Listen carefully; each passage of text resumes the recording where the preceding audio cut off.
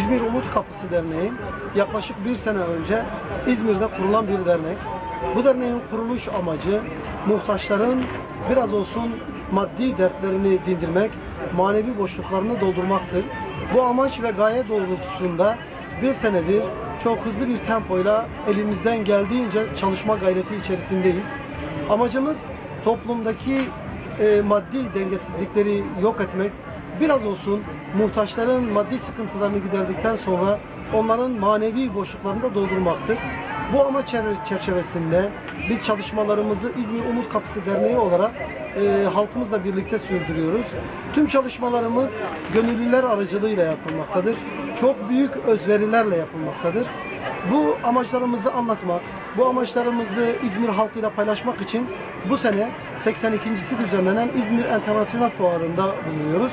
Bu fuar 82 senedir uluslararası çapta çalışan bir fuar.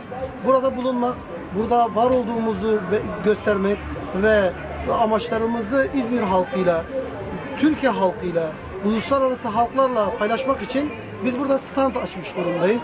Buradaki çalışmalarımız derneğimizin tanıtımına katkı sağlamak, biraz olsun halkımızı İzmir Umut Kapısı'nın çalışmalarından haberdar etmek içindir.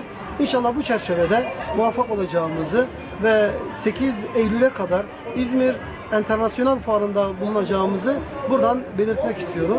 Bu çerçevede İzmir halkını, duyarlı olan hayırsever halkımızı İzmir Fuarı'nda standımıza davet ediyoruz.